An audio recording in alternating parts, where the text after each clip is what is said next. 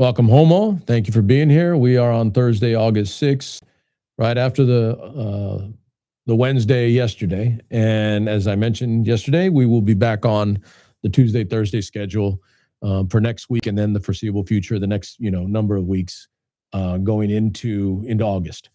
Thank you for being here. And thank you for spending the time. As I mentioned yesterday, you got to take into consideration doing this kind of stuff. You're asking people for what I really do believe is the most valuable thing that a person has. It isn't money. It isn't this. It isn't that. It's your time, your individual time. I won't even say even loved ones, right? Because individually you are. If you don't exist, there is nothing, right? You can't have love for someone if you don't exist or you don't spend the time for it. Anyway, my point is, like, I really do believe like that is the most valuable thing. The time that you're allotted to kick around, do things on this little piece of dirt, right? I really do believe that. I mean, it's asking someone to give their time and to listen to you or spend time with you is a big deal. And I'm making a point of it because I want to make sure that my viewers, my listeners understand that I actually give a damn about the time you spend and the time that you are here and what I'm asking of you to listen, right? So this isn't for me 20 something years ago, 26 years ago now, 25 years ago. And I had students in a classroom and they didn't have a choice because they had to be there. You don't have to be here. You can leave. You can go somewhere else. You can flip over to a different channel or media platform or YouTube station channel, et cetera. It's your choice, right? So it's asking a lot. And I'm just going to make that point before we begin the show tonight. As I said yesterday, I'm extremely thankful in what I'm asking of you in being here and spending your time to listen and to watch. And my intent is for you to learn something maybe you didn't know prior to the show, maybe that is a little new to you, or at the very least to update you on things that are current and that are coming or that are new, and you get them from me. And I'm not going to lie to you or, BS you and play games with you. I'm going to tell you the truth and let you filter through that information for yourself to make your decision as to what is good and what isn't. Okay, so the title for tonight's show kind of arose from a conversation earlier today. I could do what we've been doing in other forms and fashions. We could talk about, the joke that is this Trumpstein war. We can talk about the economy as a whole, what it is like. A segue here, kind of, but what it is like in America today, the divides that are here with no end in sight amongst its people, amongst the American people, our perception or our view in the world with other countries, other peoples. What I mentioned yesterday is what I feel my wheelhouse is, not out of arrogance or hubris, but out of work, out of time, out of energy, out of a lifetime of study, reading, learning, knowing, comprehending, foreign policy, force posture, our foreign relations with other countries and our place in the world and what we do with that responsibility, our military, and how we use it, how we enforce it, and how we act with it in the eyes of the world. Those are the things, that I feel strongly about, that I feel comfortable and confident in discussing or talking about. So, to the point for tonight's conversation, tonight's topic or title, it arose as we were talking about the things that are not good, right? The things that regular people, everyday people are dealing with that make it difficult in America. And let's be clear, for the record, this isn't like we're a third world country, at least not yet. All right, and I'm not being facetious there. That's just a fact. Okay, it's not like we're another country that doesn't have the freedoms built in over 250 years. The economy that is the greatest economy on the planet has been for a long time, regardless of what one president says. We've been good, okay? We've been that good since, as many of you that have been with me a long time know, since the end of World War II, the post-World War era, the Cold War period. The United States has been on an inexorable ride and rise to being the world's greatest economy and the world's greatest military. and all things that spring from that allow us to be who we are as Americans, have to be able to live in the greatest country on the planet. Okay. So those things are the things that we were talking about a little bit. And we discussed the things that are difficult. And for the record, the gentleman I was talking to is not young, my age, a little older than me. And we were talking about, times earlier when we were younger and how we were fed, educated, gotten to believe, indoctrinated, if you want to go crazy on some level, but taught and educated to believe, and not just in the formal sense in a school, by the way, but growing up societally and in family and in culture. We believe in the American dream. Okay. Now, without going into articulation on all aspects of what is the American dream, without doing all that, we'll leave it generically like this good thing that is only us, that you can only get in America. That's why people like coming here, because there's the American dream and you can do anything in America and anything's great and you can become whatever you want, right? And that has been the case for a long time, even though, there are aspects of it that aren't entirely true. And I've learned that over a lifetime. I believed that there was such a thing as the American dream. Now I'm speaking past tense for a reason. But I believed that if I worked hard, if I educated myself adequately, excellently, if I put my nose down and didn't look up and did everything that was asked of me in this country, in this society, that life would be better for me and that there would be no limit to my capability or option. I'm going to say this. I don't believe that as a whole anymore.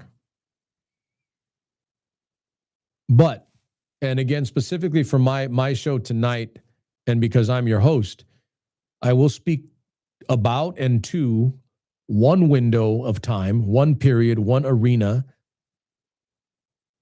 where I did believe wholeheartedly, and I still kind of do. Okay, I still do. And that is my 3.5 years in the United States Army.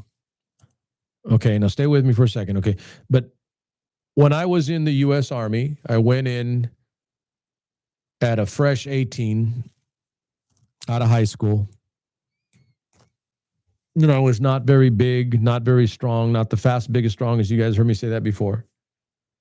I didn't come from a wealthy family with all the connections and all the other thing. I was in a single mom home because I lost my dad when I was a boy, and my mom had to work her ass off just to survive and feed us and clothe us and give us an opportunity or a shot to, and I'll say this, speak for her a little bit, but to kind of reinforce and to set us on a track that was what my father believed, which is to outwork, out-hustle, and to be smart, to learn, to educate yourself and become intelligent and build your intellect.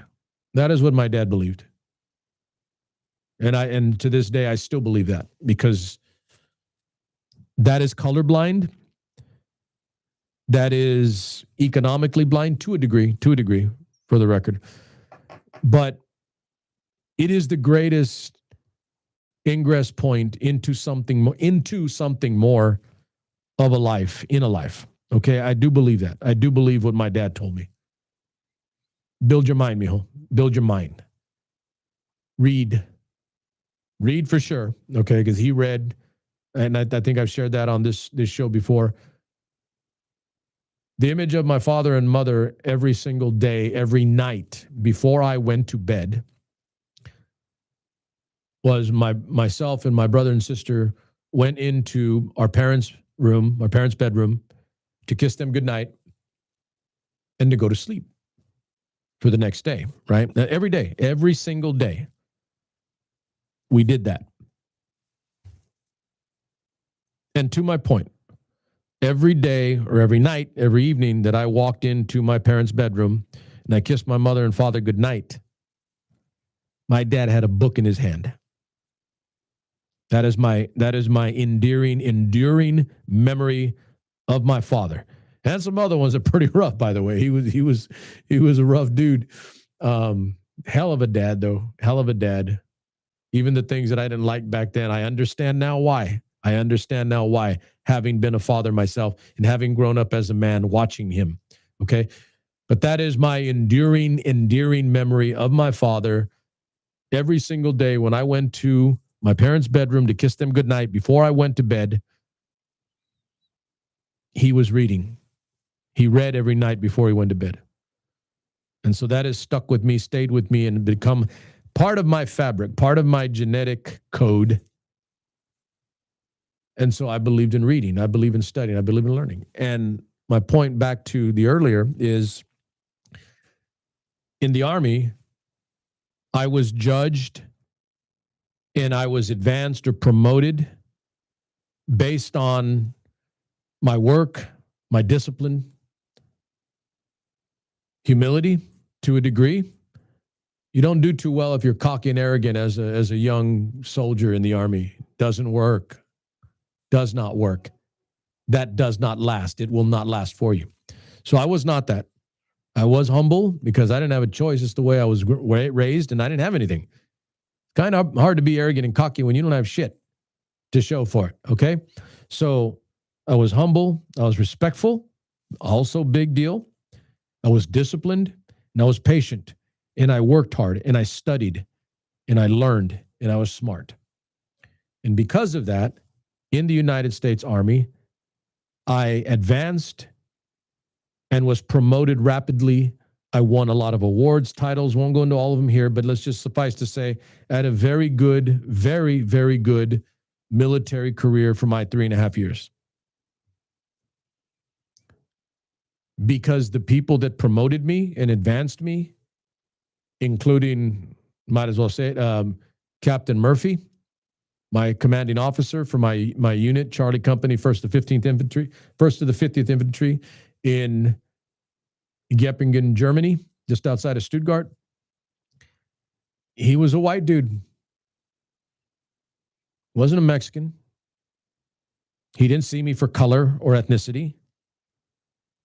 And Captain Murphy nominated me for and wanted me to go to, that's why he nominated me, to go to West Point, because he went to West Point. He was a West Point cadet, West Point graduate, and a West Point officer. And he judged me based on my work, my talent, my intellect. And I was one of 5 soldiers in all of the U.S. Army Europe that got to go back to West Point and see the academy or the prep school that you have to go to for 1 year, and then they transfer you to the point. You got to go for 1 year because you've been enlisted. You've not been in school. You've not been in class. They want to get you acclimated. They want to get you back in school mode. It's a good deal. It's a good thought, and it's the right way to do it. I would have had to go do one year at the U.S. MAPS. It's called the United States Military Academy Prep School because they're getting ready to go to send you to West Point. And then I would have went to West Point. The only reason I didn't was because he nominated me. I would have been good to go.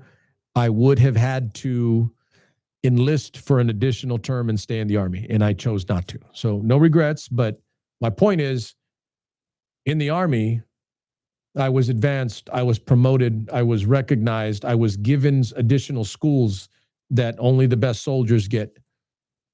And at no time in my time in the Army did I ever feel like I didn't get something because I was Mexican or poor. At no time. I want to be 100% clear about that. If any contrary, on the obverse, everything that I got, everything that I received, every promotion, every award, every title, every additional school, every additional training was quite literally had nothing to do with where I came from, who my parents were, what I looked like, what my skin color was, what my quality of life was, what my financial background was. Not a damn thing to do with any of that.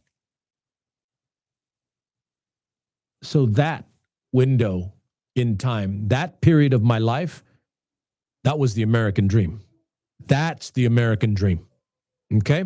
Now, as I say that, and I articulate to you, communicate to you, my listener tonight, my viewer tonight, you're like, wow, whoa. Ladies and gentlemen, that is not what I've experienced since I've been out. Okay. And I've been out of the Army for, 30 plus years now. But at no time in my life, since I left the Army, since I left the military, since I left the nation's cloth and uniform, I have never been treated like that the same way. Never. I have experienced racism. I have experienced people treating me differently because of the way I look or how much money I have or where I'm from, etc. I have. And for the record, I'm not bitching about it. It is what it is. What I'm saying, though, is that I do believe in the American dream, but isolated and specific. Now, I've been out for a long time. I cannot speak to if the United States Army or all of our services in general are still like that. I can't know that because it's been a long time for me. I would hope that they are, and I'm going to guess that in some ways they are. Maybe not, but I'm speaking to my experience because that is my background, my expertise, and that is my knowledge. And I'm stating that I believe in the American dream, but only in isolated or particular cases. Because as a whole, I do not believe in the American dream anymore. And the second portion to my title for tonight, American Dream / Nightmare,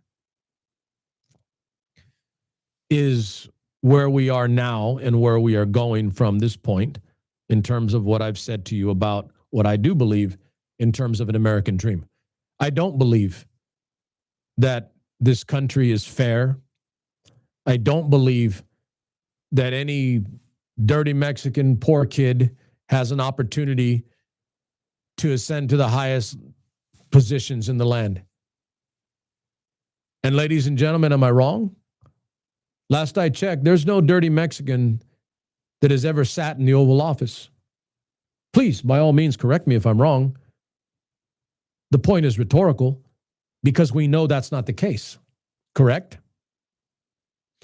The most you can say, the best you can say is we've elected a black man, an African-American gentleman to the position, correct? But most of my friends that are brothers, African-American, even they don't think the American dream is there for everybody, even though Obama did win the seat and he was there. That's a big deal, by the way, and it does matter. It does articulate to the point that, hey, that's America. We can do that, right? But I'm gonna back that truck up again, and I'm gonna say it. Last I checked, no dirty Mexican getting elected anytime soon.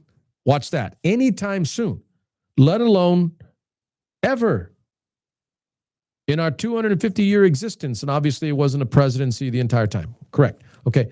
But out of 47 presidents, there is not a sniff, a whiff, or a thought, an iota of creativity or even possibility. Hell, an illusion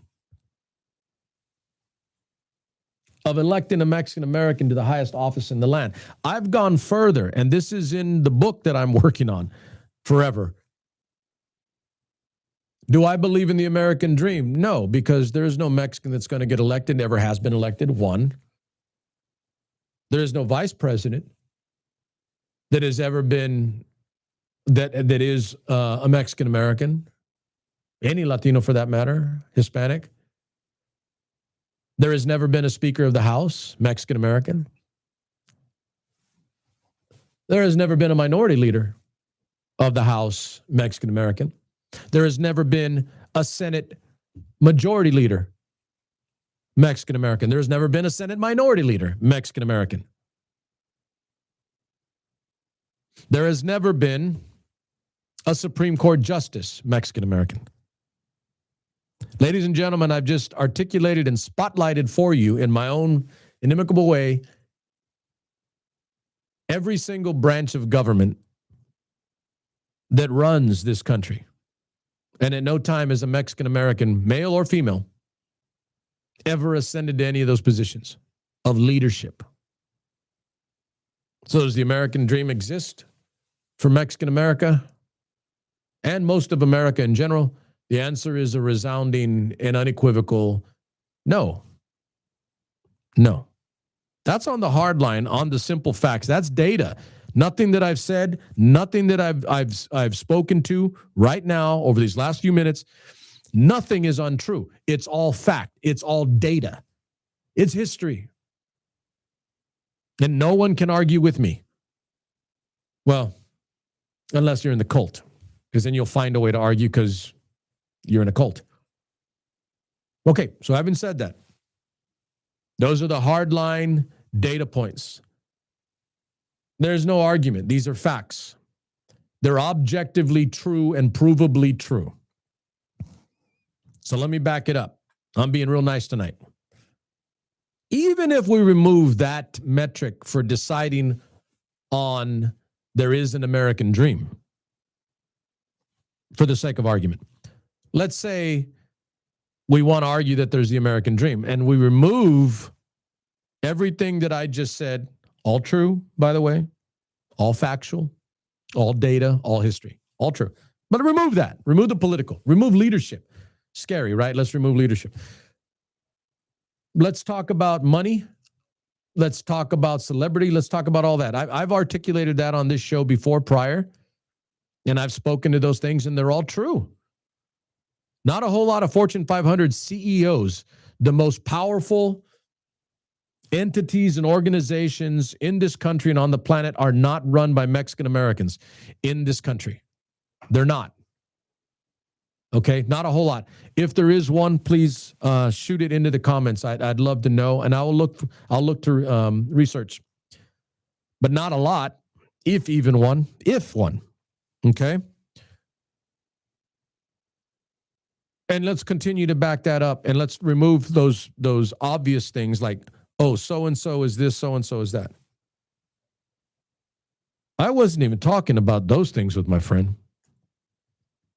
I was talking about the American dream / nightmare based on what the world is in this country today.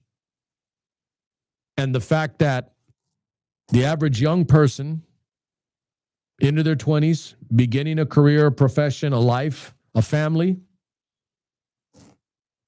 has a snowball's chance in hell of purchasing a new home. Home ownership for young people may be at an all-time low, because they can't afford it. As I was reminded on our way here tonight, the minimum wage thing is an issue because you keep raising minimum wages. That crushes small businesses. Small businesses blame Democrats, while it's Republicans that are the ones crushing small businesses because they're too busy taking care of the billionaires that are making astronomically insane amounts of money, hand over fist. The wealthiest 1% is getting wealthier than at any time in the history of this nation. Fact. And everybody knows it. You don't even need data, you just know it. If you're middle income and below, life is hard. Life is hell that way compared to what it used to be. Harder. American dream? No. Nightmare. The American dream is not attainable. We're quite literally on the other end now. Not only is there not an American dream for young people in their 20s and 30s, trying to start lives, trying to start careers, trying to start families, trying to start and raise kids in this country. So much so that the point that some people don't even want to have kids.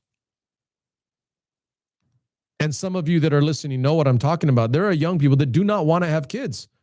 And their answer, in many ways, and I've heard this more than a few times, because I've worked with a lot of young people over my life. As most of you should know or do know, I've coached and I was a teacher, a U.S. history teacher, academic decathlon teacher, AP European history teacher. I've been around young men for 30 plus years, and I've gotten this answer back a lot. They don't want to have kids because they don't want to bring kids into this world, because this world blows. It's too hard. They know that if they have kids, they'll barely survive because they can't afford to have kids. Now, some of us that are old enough, some of us that know a little bit more, that you could have kids, you'll just be poor and you won't have much. But kids today in America, they want to give their kids a decent life. There's a scary, novel concept. Don't have kids unless you can take care of them. How about that? Right? There are young people today, obviously not my time, I'm way too damn old, but there are young people today that are adequately making the assessment that it would cost too damn much to have kids, and what are they bringing those kids into this life for? Because it's expensive and it costs a lot. So they don't. Now, uniformly, that's not everybody. That's not all people out there. That's not everybody that is in their 20s or 30s. But ladies and gentlemen, it is a bigger percentage than it ever has been. That I do know. And I don't need data from some Pew Research facility. I talk to kids. I talk to young people because I've been around them for 30 years. And I still talk to my kids. I still talk to my ex-wrestlers and my ex-students. And I quite literally engage with them because I want to hear how they're doing. I want to hear where they're at. I want to hear and understand what they think. It's learning from me. Quite literally the other end now, where they learned from me how to wrestle, how to fight. They learned from me about U.S. history and European history, etc. Now I'm learning from them and asking them questions about their lives and what they're dealing with and how much it costs to take a kid over here to a wrestling tournament and what school they're going to send them to get a good quality education. And how much did it cost them to get into their home? How much of a down payment did they have to put? How much is their monthly mortgage? What is their interest rate, etc.? All of those things I do in an obligatory fashion because I want to know. I want to learn. Data, information, intellect. Thank you, Pops. But that is where it's at today. So I'm not going to get into, I spat quite a bit in terms of data yesterday when we were talking about polling and people's feelings about approval of Donald Trump's job as president. And this all coincides. It's all tied, by the way. This American nightmare, not American dream, is all tied to this. This presidency and this president in particular are making money off of the presidency. And he's making more money than we can understand for the wealthiest percentage of population in this country, in this country's history. This is going to make the Gilded Age look like the pauper hour, P-A-U-P-E-R, pauper, poor person. Yeah, the amounts of money are, I would say, beyond comprehension. For regular folk, yes. But the wealthiest people in this country, the very, very, very wealthiest 1% of this country, are making more money right now than at any time in the history of this country. And the president is making more money right now while in office, ladies and gentlemen, while in office. This president is making more money off the office than every single other president in our nation's history combined. Fact, data. I submit for your consideration and approval, this is indeed an American nightmare, no longer a dream. No longer a dream. Now, sounds ugly, sounds doom and gloom, because it is, by the way. Okay, because it is. Now, I'm not going to say that it's irreversible or that we can't do something about it, but I think we all do understand, and let's not bullshit ourselves, and let's not play games, let's not candy ass this out. It isn't going to take place while he's still in office. We still got 2 more years of this mess.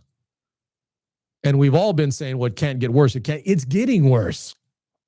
By the day, it gets worse. Fuel costs, energy costs, grocery costs, money, cost of living, housing market, getting people into homes, sending people to fight and die. sending your kids, my kids. But no, Barron doesn't have to go. He just sits there being lurch and not have to do a damn thing other than sit there ready to make money from daddy. Yeah. Yeah. American nightmare, not American dream. And for the record, I can literally go on about this for an hour plus easily, ladies and gentlemen. I will not. But I want you listening, viewing to understand the gravity of what I'm talking about. What little shred of evidence there was that there is such a thing as the American dream has been nearly eradicated to the point where it no longer exists because, and watch this, not because I don't believe there's an American dream, ladies and gentlemen. I'm heading in the back end of my 50s. Okay? To hell with me. I'm talking about young people in their teens, their 20s and 30s. They don't believe there's an American dream. And that's the problem. And that is a gross generational problem that will not be solved overnight. It won't be solved when this traitor of an excuse for a president is gone, because the damage he has done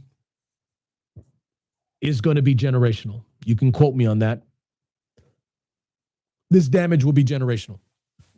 It'll last for years. And we'll have a lot of work to do. And for the record, ladies and gentlemen, I'm down for the work. I'm down for the work, whatever the hell it entails. I will try to do my part. I will help. I will work with young people. I will try to get them into homes. I have a realty company. I need to do that. Not a good realtor, but I try. I have a realty company, and me and my buddy, we got to sell some homes. But I will do my part to try to help younger people educate themselves, learn more, become more intelligent, more understanding of this country and what it is and what it could be still, what it could be again. Okay? That's there. So I'm going to do my part. But I'm older. And the only way this really shifts, and the only way this actually comes back to some semblance of normality, some ability for us as a country to once again believe there is such a thing as this mythological concept called the American dream. The only way to get back to that, you liked all that wording, right? This mythological concept that was once called the American dream, it's become a myth. I'm having some fun now with the words, but it is a myth. We can make that argument. The American dream is a myth. It's actually a nightmare now. But the only way we get back to that, again, some semblance of it, some tiny aspect or thought that it might still be there, that we can pull it, save it, slap it up, flip it, rub it down, whatever. The only way we get to that is if we do some things to get young people to believe again, or to believe at all. Because some young people have grown up never believing in an American dream, ever. Ladies and gentlemen, we got to show them there is such a thing, even if we have to rebuild the damn thing ourselves. Because if we don't get young people in this country on board with believing in that, then this thing is done. This thing is done. That, anyway, the American dream / nightmare, that's done. There will be no return to it. Okay. I've expressed a lot on this show, on this stream, about belief. I've said, to segue somewhat from this point on the American dream / nightmare to the larger concept of the other things going on today, I've stated that, at least for right now, even in this time, this window here, this last half hour, I've stated that I don't believe in the American dream anymore, the way I was raised on it, the way I believed, the way I was taught in schools, or the way society dictated to us that it existed and how it existed and what it was for and what it did, what it could do for you, the reason you believe, the reason you pay taxes, the reason you serve your damn country and put on the uniform. Belief. When you lose that belief and when you lose that trust in that thing that you're supposed to believe in, you stop believing, you stop trusting. And that is the genesis and the beginning of an unraveling of a power, a people, a country, a state, a nation. That is how every great power in this world's history has fallen. It wasn't something as simple as a battle out in the battlefield.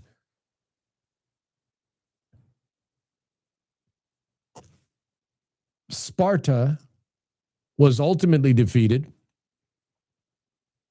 by the Thebans at Leuctra, Leuctra, not just because the Thebans were better warriors. The Spartans were known as the greatest warriors in the world.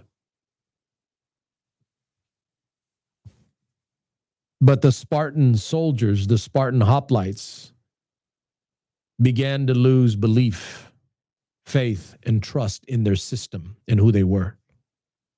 And the Thebans learned from the Spartans, learned their tactics, learned their strategies, learned their methods, learned their training, implemented them, and believed in their system as they created it. And they ultimately defeated the Spartans on the battlefield. Again, and it wasn't just, oh, it was a battle, one guy, one leg. No. You lose battles, you lose wars, you lose countries because its people no longer believe. Let that sink in. Let that sit there for you. Let it simmer and understand it. No country, no people, no power, no nation, no state lasts forever at the top. They ultimately lose that place or position when they begin to disbelieve in their system, in their country, in their people. Ladies and gentlemen, I submit to you today for your consensus that that is where we are today, that we are beginning to disbelieve. I disbelieve. And I was a hard believer, willing to die for this thing, give my life in a goddamn heartbeat. Still will. For the right situation, by the way. For the right situation. Not for this asshat of a clown that sits in the Oval Office. But when you lose that belief, you lose that trust, you lose your people. And then it begins to go downhill. And now, not overnight. It's not an overnight thing. It's not like an immediate. It takes time. But I'm saying to you that it is beginning. It has begun. It has begun. We are disbelieving. Young people don't believe in an American dream. Young people don't believe that we should be fighting a war in Iran, killing women and children. We have no business there. Matter of fact, to reiterate the point from last night's show, the majority of America doesn't believe we should be over there. The majority of America does not believe in this war. The majority of America does not believe we should be spending money in a foreign country killing women and children. That's the majority of America. And when the majority of America is lost, you have disbelief. You have lack of trust. You understand where all of this is going now? This last half hour of this, it's all the same. It all ends up in the same place. Who are you and what do you believe in? Young people don't believe. And I'm talking about teens, for those of the teens that are old enough to grasp, to understand. 20s, 30s at least. Hell, maybe 40s. Maybe even 40s. Again, I'm in the back half of my 50s, but maybe even 40s. It's a big window. It's a generational window. And if we do nothing to correct it, we do nothing to self-correct, if we do nothing to install, as I said last night, an ethical and moral compass that we can get behind and understand as a true north, a guiding principle, a guiding direction, something that we can have in our head that we never get shifted off to the side for garbage, for BS, for stupid stuff. If we don't get that, if we don't have that, then we have nowhere to go. And we stay where we are, which is the current state in which, status quo, disbelief. distrust. Let me finish this point here, as I've stated earlier in the first part of this show. The American dream does not exist. It has become an American nightmare. And that's an easily arguable point. We can argue it in general. You get someone intelligent enough, schooled enough, they can argue the obverse. They can argue that there is still an American dream. I can too. Okay, and I said, but only with specific and very particular instances do I believe there's still something of an American dream in particular. My particular, because again, my background, and this was 30 years ago, I believed that the American dream existed in the United States Army. I did, because it did for me. It did. I have nothing to disbelieve that. I'll say this again. It had nothing to do. I was not advanced, promoted, awarded, won titles, won all the good. That didn't happen because some white guy didn't like me because I was brown, or because I came from not wealth, or because I came from California. It was because I worked hard, I was disciplined, I was humble, I was respectful, I was patient, I was intelligent, and I worked my ass off. Never bitched and complained. I just did my job and executed my orders. And I was awarded. And again, not by a Mexican guy that hooked me up because I was brown. I was nominated for West Point by Captain Murphy because he saw me strictly for who I was, not because of where I was from, not because of what I looked like, not because of how much money I had, not because of my family background, just based on talent and intellect and discipline and hard work alone. That was 30-something years ago. I cannot speak if that still exists. I would hope and assume that, yes, some of it does, if not all of it. That's not the rest. That's the American dream for me. That's the only part that I hold on to, because I don't believe it exists in other places. Definitely not the civilian world for me out here, regular. So I'll leave that as a query and a question and a thought for you. Is there anything left of what was once thought, this mythological concept of the American dream? You may call it the American myth. Leave that to you to question for yourself. Think on this. Depending on your age, run back in your own mind, run back in your own life, run back in your own personal history, and ask yourself these thought-provoking, really consequential questions. Am I a product of the American dream? Did I ever have a shot at the American dream? Did the American dream exist for me? Ask yourself those questions. Don't agree with me just out of hand because you watch my show and you love me and then you like me or whatever. But ask yourself these questions, because some of you are older than me, some of you are younger than me. There are different experiences. But the one thing remains, is there such a thing as the American dream, or is it indeed a myth? There never was an American dream. There is no longer an American dream. Or go to the ugly spot and ask yourself, is this now an American nightmare?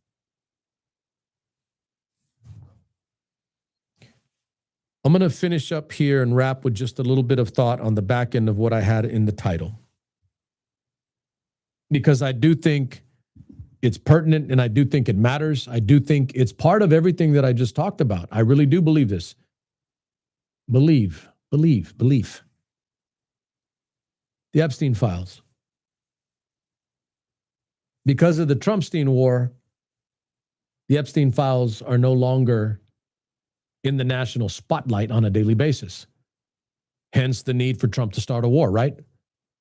Get it off the front page. Get it off the front news cycle. Get it off the A block of every podcast you got. If you want to argue that point, they did an adequate job. They did a damn good job of removing American front of mind thought on the Epstein files, because we're talking about the Iran war. I'm talking about the Iran war because we have to.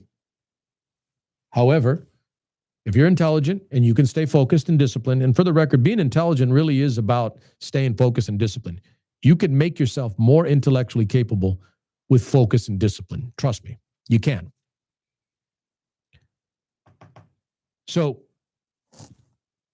focusing on the war does not mean it is prohibitive to not consider or to continue to think on the Epstein files. And here's my point to wrap all this up with regard to the Epstein files. We have always believed in this country that our rule of law, it's almost a joke now to say that, by the way, rule of law. But it is an understood thing in our society, in our culture, that we exist as a rule of law country. That if it is in the law, then we must abide by it, that we must do it, right? There you go. There's the belief thing. There's the belief thing. But rule of law has to exist in all cases for all people. And as I've said more than a few times on air and on this show, as of today, as of right now, this Trump administration and its Department of Justice, the Department of Joke-stice, really, it's a joke now, was obligated by law, by congressional order, by a congressional law, the law of the land, rule of law, the rule of law. The Department of Justice was ordered to release the Epstein files, not a fraction of the Epstein files, not selected areas of the Epstein files, not a percentage of the Epstein files, the Epstein files, the whole damn thing that our government has in its holding, in its files, in its computers. And to this date, they still have not released everything.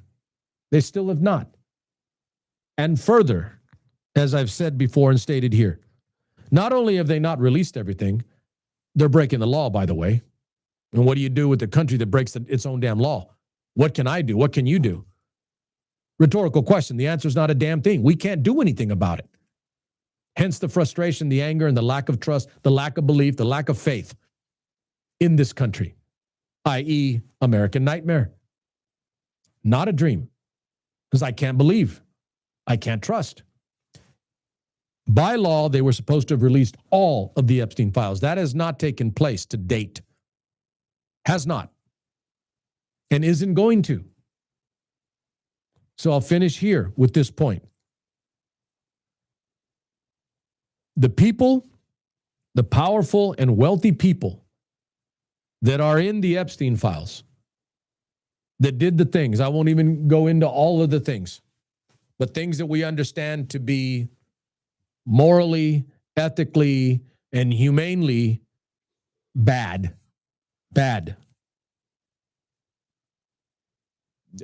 Sex with little girls, trafficking of sex with little girls. There are people that are in these files that did these things. In this Department of Justice, and this isn't me being angry or irrational. These are facts. I can be rational and angry all at once, comprehensively, by the way. These people, according to our Department of Justice, Todd Blanche, the guy's going to get, not only going to be nominated, but he's probably going to be he's going to be our next Attorney General, has stated that the Epstein files are no longer being investigated. No one is being brought forward to be further investigated for the crimes they committed that are in the Epstein files. It's done. They walk away. They got away with it. And I'll throw a little slight curve here before we wrap up. Ain't a whole lot of Mexicans in the Epstein files. Banging underage girls and trafficking them like animals. Ain't a whole lot of Mexicans. Thank God for small favors. Well, large favors. I'm thankful for that, believe it or not. I am thankful. There ain't a whole lot of Mexicans in the Epstein files doing this shit. But that is where I finished tonight. How the hell can I believe anymore in this government, in this country, in the American dream.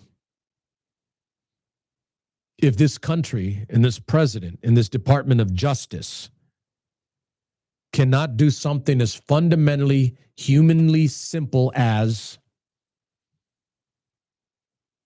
hold pedophiles and sex traffickers to account.